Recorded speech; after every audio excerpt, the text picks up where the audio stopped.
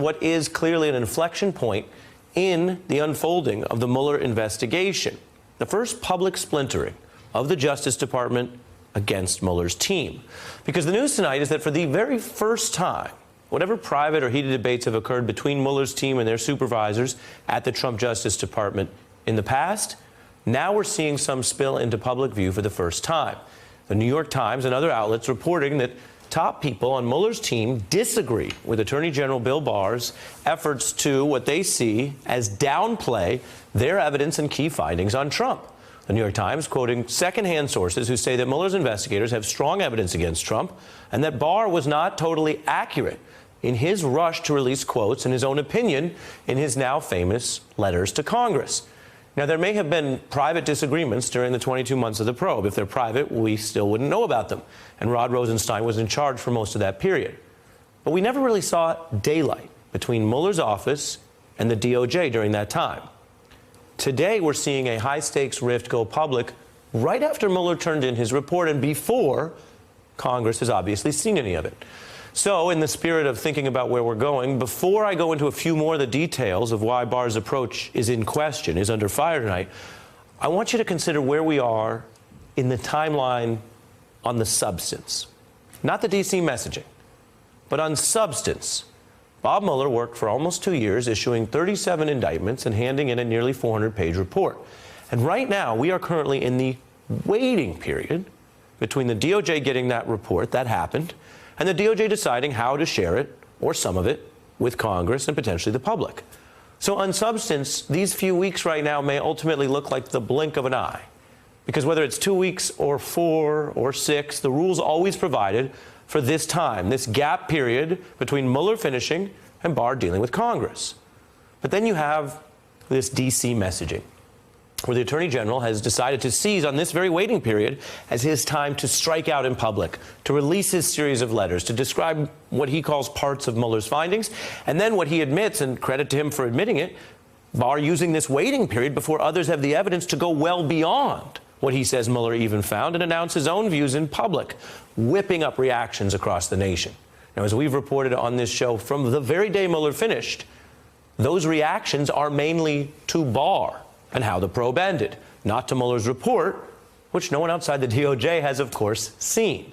So when you take that all together, this waiting period, it makes it more notable and maybe more telling that it is right now, during this waiting period, when not everyone has the same evidence and facts and findings, that we are hearing Mueller's investigators reportedly decided they had to speak out now. They couldn't wait longer to address what they see as Attorney General Barr's mischaracterizations of some of their work. So 22 months of the probe and basically no leaks. 2 weeks of Barr describing the probe's findings, and now there are signs of leaks at least linked to Mueller's team. Of course, Barr rushed to clear Trump by claiming to describe the report, even though, and I've said this before, I'll repeat it again tonight, even though the best news for Donald Trump isn't even in the Mueller report, as far as we know. It's in the fact that Bob Mueller finished his probe without charging a conspiracy. We know that without seeing a report. It is Mr. Barr's apparent reaching on the report's other alleged content, his need to issue his own view on obstruction, that has begun to draw so much pushback.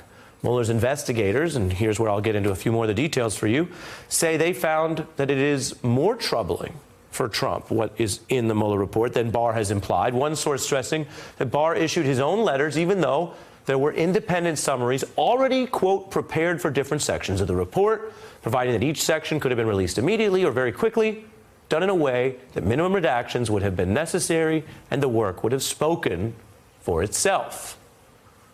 Now, what I just read to you is a very specific leak. That is someone who the Washington Post has deemed credible, who claims to know details about the still secret contents of this Mueller report and how they say it was thoughtfully prepared so DOJ could release findings that Mueller wrote, not so that Barr could reframe them in his own series of letters.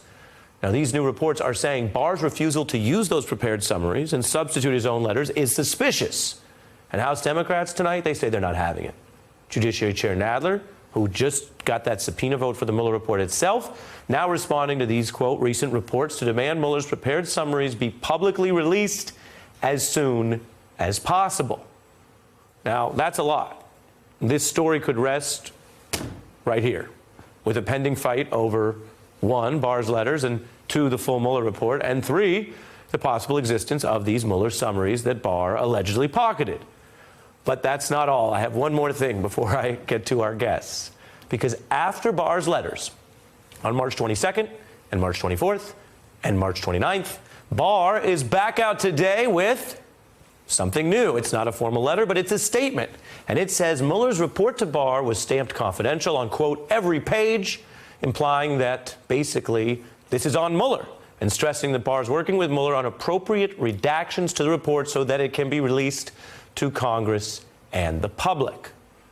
Notice that basically when Barr is facing this reported criticism from Mueller's team, today in that new statement, Barr is name-checking Mueller, seeming to both blame him for these decisions that we do know Barr made. I mean, agree with them or not, these are Barr's decisions. He's the boss. So he comes out today and he seems to blame Mueller about his decision to release those 4 partial quotes from the report. But then he also hugs Mueller as a source of authority and credibility, apparently, for this coming redaction fight.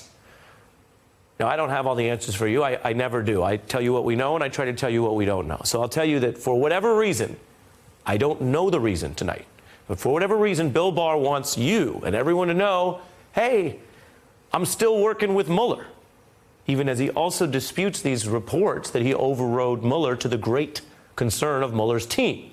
And that brings us here to the final splinter tonight, because while Barr invokes Mueller for credibility, and while President Trump recently reversed his attacks to say Mueller acted honorably after the probe was concluded, another lawyer who works for Trump is breaking with his client and breaking with Attorney General Barr to blast Mueller's team for what he calls sticky, unethical leaking. It makes the point that we've been making for 2 years, despite all of the media reports about how holy and sanctimonious the Mueller team is. They're a bunch of sneaky, unethical leakers. And they are rabid Democrats who hate the President of the United States. Hey, I'm Ari Melber from MSNBC. You can see more of our videos right here, or better yet, subscribe to our YouTube channel below. You could have been anywhere in the world, but you're here with us, and we appreciate that.